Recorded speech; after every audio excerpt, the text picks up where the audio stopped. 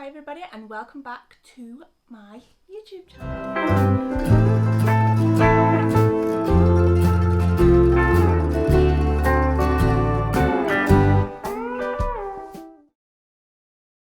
If you're new here, hi, let me introduce myself. My name is Liv and I am a frequent Disneyland Paris traveller.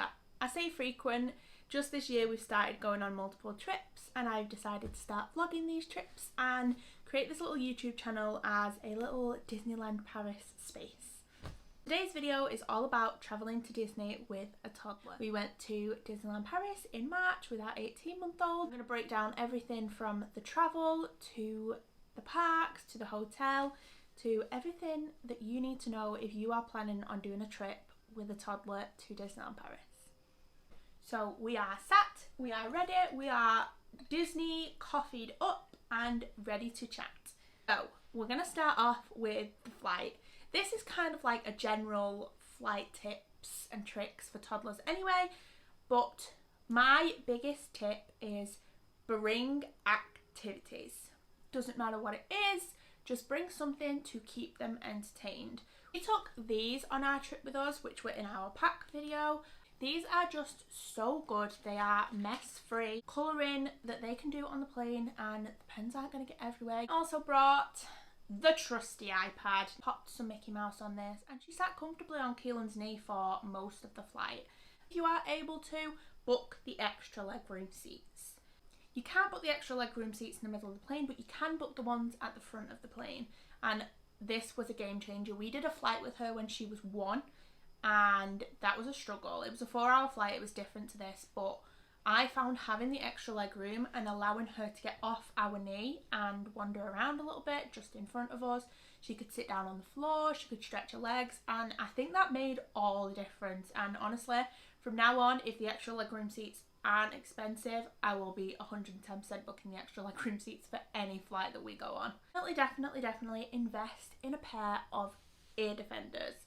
Hear me out on this one. When you go up in a plane and your ears pop and it's uncomfortable, imagine that for a baby or a toddler who has never experienced it. Ear defenders are the perfect way to go. Obviously, if you don't want to spend money on the ear defenders, things like juice, dummy, something for them to suck on while they are going up so their ears don't hurt as much when they pop. And also they are multifunctional, especially at Disney. Fireworks at night can get a little bit loud for toddlers. Pop those headphones on and it is sorted. And last but certainly not least, pack snacks. They were probably the lifesaver of the flight. Every time she got cranky, we opened her snack box. This is a snack box that we had for Elena. It's from Enchanted Mice. It is gorgeous, it is spacious. You can cram as much stuff in there as you possibly can, and we didn't even actually end up filling it because there was just so much space. Snacks, and more snacks. And I would always suggest bringing your own snacks rather than buying anything in the airport, rather than buying anything on the plane, because it just saves you a little bit of money. Another extra little top tip I'll give you as well is try and make sure before they get on the flight that they are tired. Not overtired, just tired. So we just let Elena have a run around the airport, burn off some energy. By the time we got on the plane, she was like ready for a nap. On to transfers from the airport to your hotel. We went with the transfer prestige transfers. 110% I would use this transfer company again because they were spot on. They were amazing. He showed up on time, he had our flight information, so as soon as we stepped off the flight and got our bags, he was there waiting for us with a sign. They offer car seats for kids, so when he opened the back, there was a stack of car seats of all different age ranges. They had baby car seats, toddler car seats and booster seats, which I thought was really good. They also offer entertainment, so they have one of those little pull down screens where you can watch something. We didn't bother because as soon as we got in, Elena must have just been so tired that she just slept for the entire journey, which was around 45 minutes. Moving on to the hotel.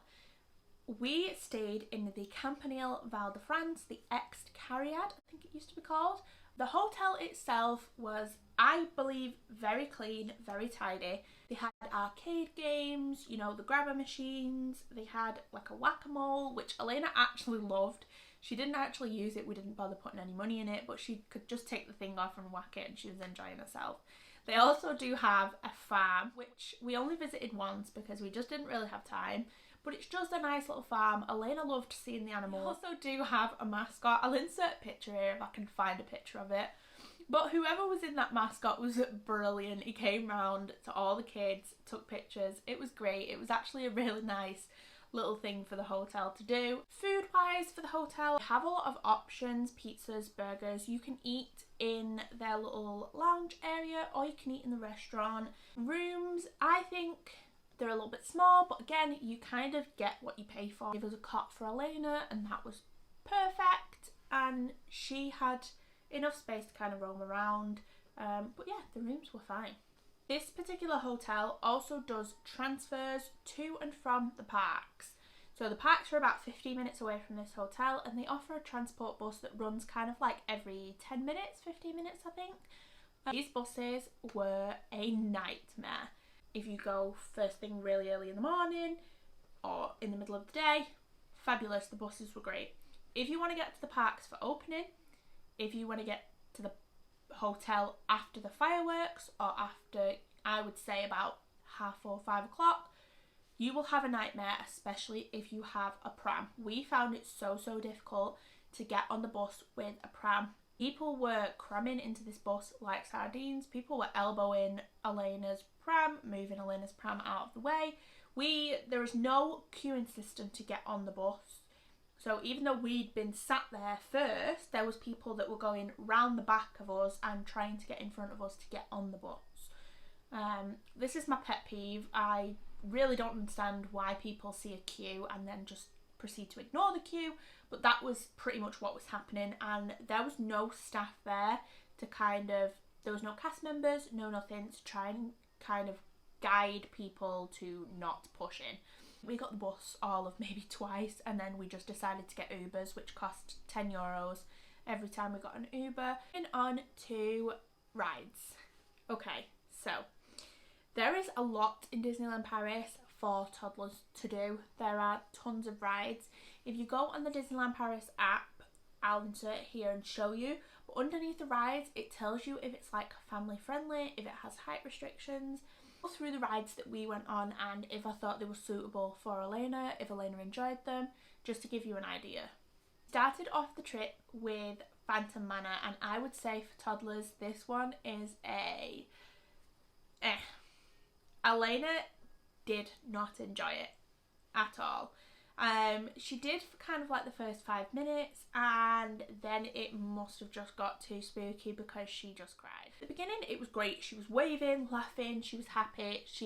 It wasn't necessarily the movement of the ride, it was more the ghosties. I haven't been on the ride since 2018, but I do not remember it being that scary. But even the pre-show, she wasn't a fan. It was just kind of too scary for it. Another one that seemed to be a bit of a no-no, it was Web Slingers, and I have to admit I am sad about this one because I really enjoyed the ride.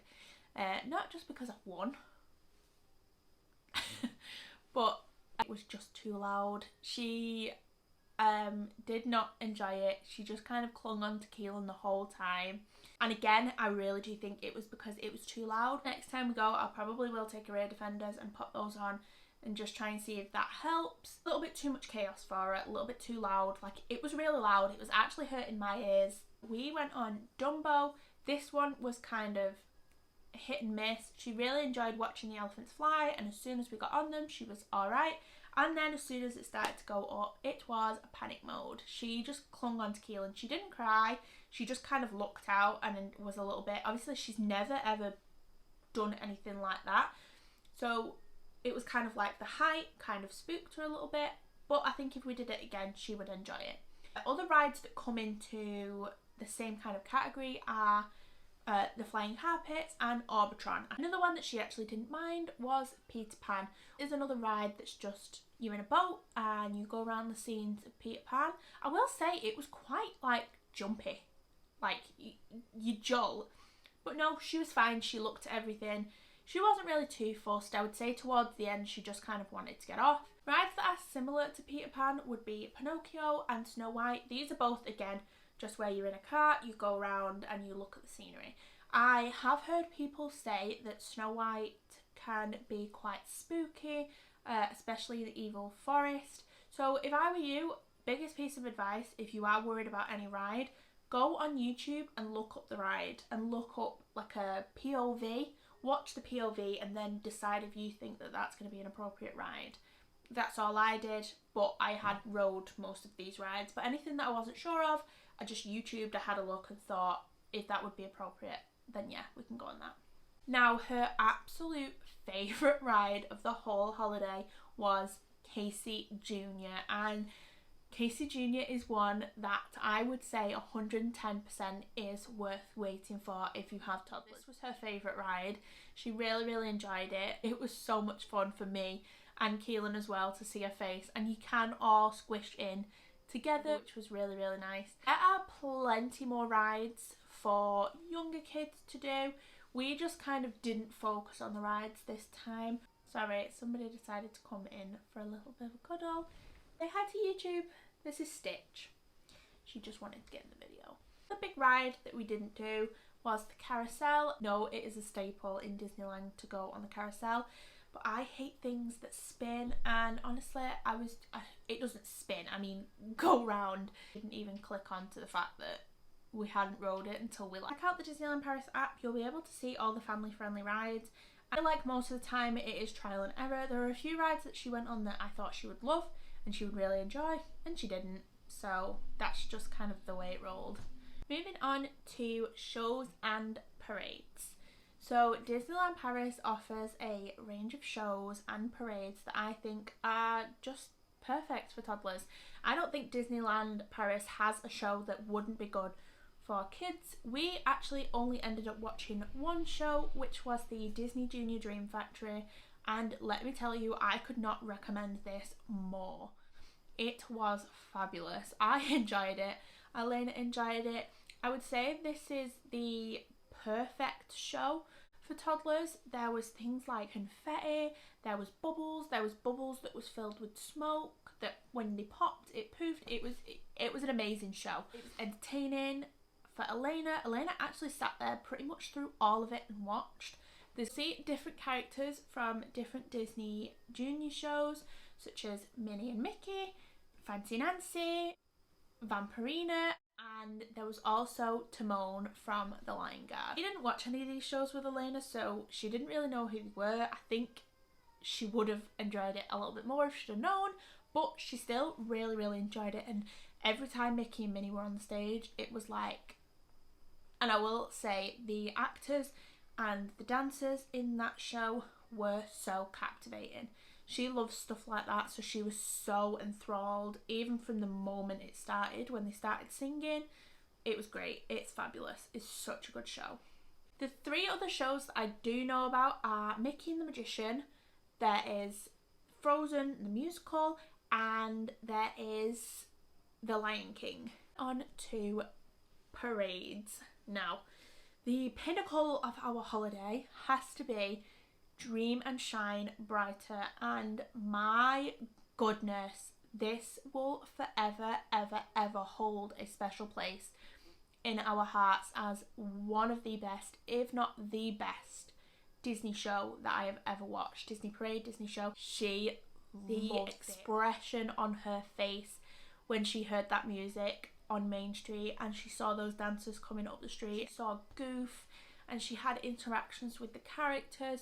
My heart melted forever, let me tell you. This is a moment that I will never ever forget, and Disney made that happen. Dream and Shine Brighter is a parade that they are doing for the 30th, so it is coming to an end sadly in September. Disneyland Paris, if you are watching this, which you are probably not, but if you are, don't get rid of it. Keep it forever and ever, because it will never ever get old. I am telling you, that is a timeless show. Other parade that they do is the Stars on Parade, and we actually saw the Stars on Parade when we went in 2018 for Christmas, and I'm not a big fan of this parade. Nobody come for me, but it is just not one of my favourite parades. My favourite parade ever is definitely Festival of Fantasies, in Walt Disney World, but this parade is not my favourite. And it wasn't really Elena's favourite, to be honest. She enjoyed seeing the characters, but they kind of in between bits with the dancers. She wasn't really that interested. Again, older kids might have a different reaction, but she really just wanted to see the characters that she loved. She saw them at the beginning and then kind of lost interest. I will say the characters in the middle section, Aladdin and Mary Poppins, came over to her and had a little chat with her, and I thought that was lovely, and that was such a nice little memory for us. And she loved that. She loved it so much. She definitely wasn't a fan of the dragon at the end. It wasn't even the dragon, it was the people that are like on the stilts. Did not like that. She ran and hid behind my mum. She was not a fan. Moving on to food and drinks in the parks. So my biggest tip, especially if you are doing Disney on a budget, and especially if you are doing Disney with a hungry little toddler, is to bring your own snacks if you can. You definitely can bring them into the park, but I would always suggest, if you are staying near a supermarket, pop in and buy a few things from the supermarket and take them in with you. That's what we'll be doing in June, just to save a little bit of extra money. We also did the character breakfast, and I would say 10 out of 10 for character interactions, 5 out of 10 on food. The food was a little bit like lukewarm. Elena loved it. Elena had pastries, and she had a bit of toast, she had a bit of sausage, and I would say for non-fussy eaters, for anybody who will eat anything, no problem. The character breakfast was 100% worth it, and again, it was 100% worth it for the character interactions that she got. She met Tigger, she met Eeyore, she met Pluto, she met Pinocchio, she met Captain Hook, and she met Geppetto. If you do the dinner time character dining, that is usually where you'll get kind of Minnie, Mickey, you know, the main lot. The breakfast is kind of like the side cast.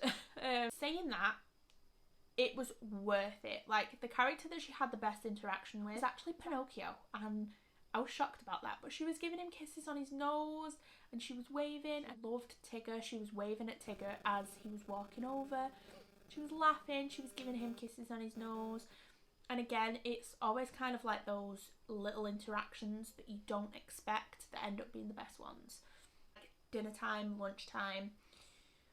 Buy for the adults and then give the toddlers things of yours. So Elena had, like, I bought 9 chicken nuggets and fries, and she literally just ate my fries. She had some of Keelan's hot dog. You know, the portions that you adults buy are quite big portions, and that is okay for them to pick at. This is kind of what we got. So it was kind of like hot dogs, chips. I will say, I am going to recommend this place. I don't even know. I'll get a picture of it if I can find one.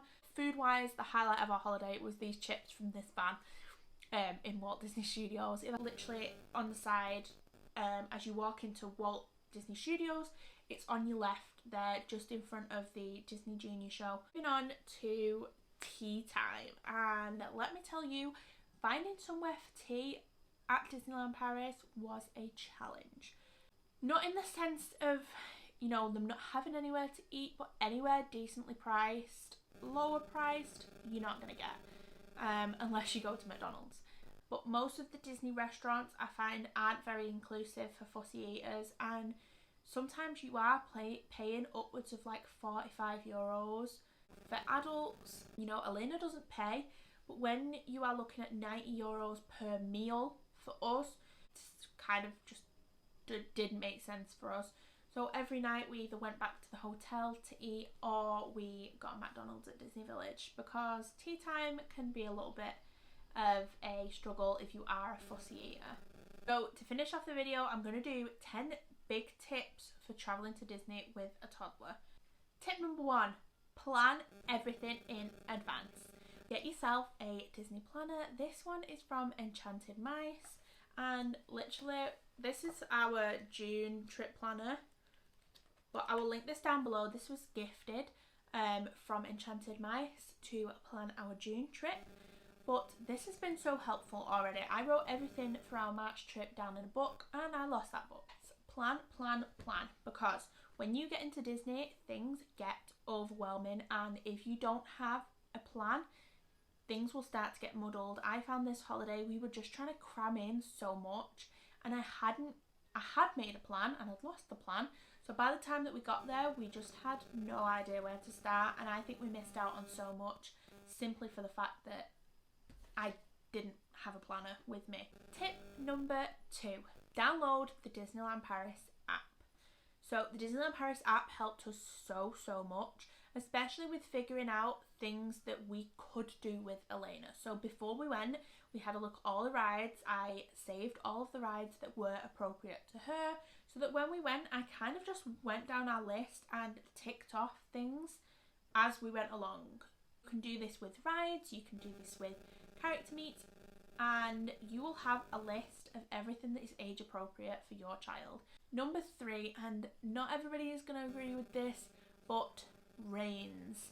I know this is a touchy subject. I know some people don't like using them, but when you are in such a crowded space, you need that little, I needed that little bit of security that she was only at the end of this bag. And we got a backpack that is from Asda. I will link it down below if it's still available, and it clips on, and you can just attach the thing to the back of the bag, and you can take it off if you are in an open area. So when we were in Walt Disney Studios, there was a big open area where there was no people, and Keelan let her just wander around and enjoy herself and have a little bit of a run while we were taking a break.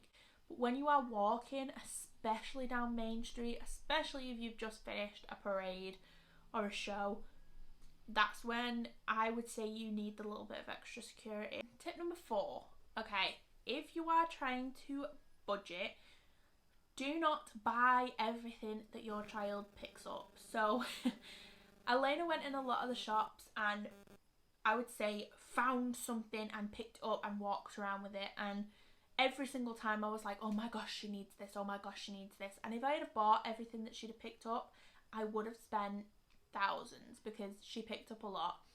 So all we did was, if she'd pick something up, I would take it off her, I would put it back on the shelf, and most of the time, I would say like 90% of the time, she actually wasn't bothered by the fact that I put it back. She just picked it up because she looked at it and thought it was interesting. So if you take it off them and you put it back on the shelf and they're not bothered, you know that they didn't really want it. Whereas the first night we went, she picked up Goofy from the stand in the middle of Shop Disney, and I tried to take it off her to put him back. That was not happening. So at that moment I was like, okay, this is a toy that she wants. We are here, we have the money, let's buy this toy. But don't feel bad about putting things back. I would say give them 5-10 minutes walking around the shop to kind of figure out if they actually do want it. But most of the time her attention span was on one thing, and then 2 seconds later it was on something else, and she'd put back what she'd picked up in the first place. Tip number 5, let them nap. So Elena normally has, on a normal day, probably a 3, sometimes a 4-hour nap. So when we were going to Disney, I was a little bit nervous. I thought, this is going to take out such a big chunk of our day. But she napped 2 naps, probably about 20-30 minutes each in the day, and she was fine. If I hadn't have given those naps, she would have been grumpy. So it's one of those things where you don't want to keep them awake, because I understand that you don't want them to miss the magic, but things are just going to get 10 times harder if you don't let them have that little sleep. As well as, if you are staying in a Disney hotel, I highly suggest, and you have the time and you are not trying to cram everything into 1 or 2 days, I would highly suggest going back to the hotel and having an hour away from the parks to have a little breather and a little break. The parks can get super overwhelming for us, never mind toddlers, and that hour might just recharge them and they'll enjoy the second half of the day more. We were lucky, we went with my mum, and whenever Elena fell asleep, my mum was kind of like, you guys go and do what you want to do. Me and Keelan went on Ratatouille on our own, and that was nice. If you have someone there to help you and swap, that's great. We do have a system that is like a parent swap system, where one person can go and ride the ride and they get a ticket, and then they come back out, give that ticket, and the other person can just go into the exit. So you can swap over if there's any rides that you want to do that your child can't do. Tip number 6 is, in my opinion, get the photo pass. So this is a bit of a difficult one, because I would say that if you are going for a once in a lifetime trip and you are only going for kind of 1 or 2 days, maybe it's not worth it.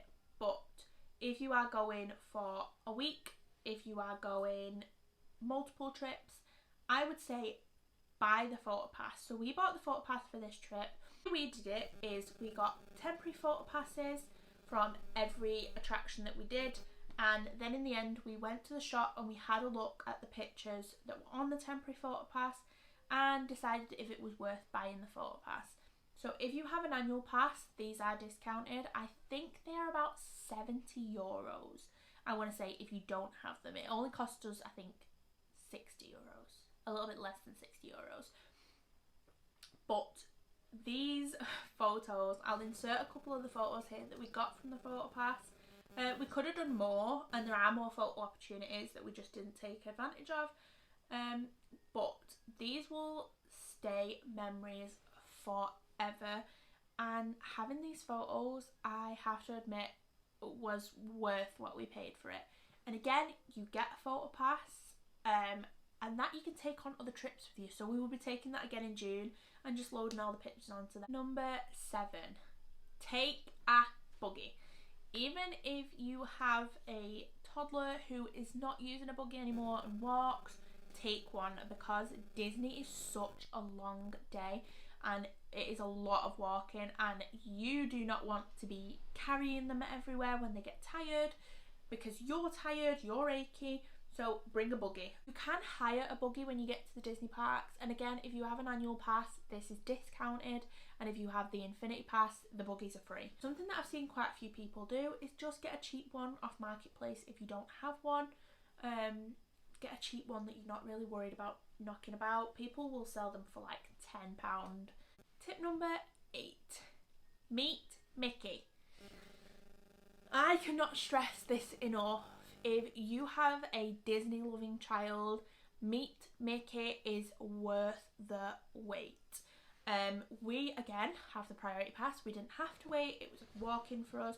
When we got there, the wait was about 65 minutes, and yes, that is long. He is always a pretty long queue, but he is well worth the interaction. I have never ever seen Elena so happy. She ran, she gave him a hug. It was a great interaction. And I will say, the Meet Mickey queue line has a screen where they can watch Mickey cartoons, which I think is so helpful, because that will keep the toddlers entertained. In the queues, again, if you want to take things like snacks, games in the queue with you, I would suggest it if you are waiting for a long wait. Tip number 9 would be to have a lot more patience than you normally would. So I am not a patient person, and it really showed on this holiday. Again, I am the type of person that likes to be go, but when you are at Disneyland with a toddler, if this is your first time with a toddler, take a deep breath and slow down as much as you can. Sometimes it's not about how many rides you can get on, it's not about how many characters you can meet, it's not how many shows or parades you can watch in 2 days, it's about the Disney feels. And there is nothing better, in my opinion, than just chilling out on Main Street and having an ice cream or having a cake pop. Again, this is a little bit easier if you are going on a longer trip, but I think when you are go, you miss so many of the little moments of Disney. Take the break, take the chill, take the relax, because if you don't, you are going to be burnt out. Number 10 is never ever let anybody tell you that your toddler will not enjoy it, because Elena had the best time, and I had so many people before this tell me, oh, she's not going to remember it, she's not even going to like it, it's just going to be a waste of money. And this is not the case at all. Elena had the absolute best time, and I had the absolute best time watching her have the absolute best time, and it was worth the money, it was worth the memories, it was worth every single penny that we paid for it, because she will always have these memories to look back on. That is all of my tips, tricks for travelling to Disneyland Paris with a toddler. I am so sorry if I have rambled through this video. I have tried to get in as much as humanly possible. Again, I have ADHD, so I am super unorganised, and I had a whole list of things ready to go for this video, and I have lost the book. That could not be more ADHD if I tried. So I've just kind of had to do this as much as I possibly could through memory.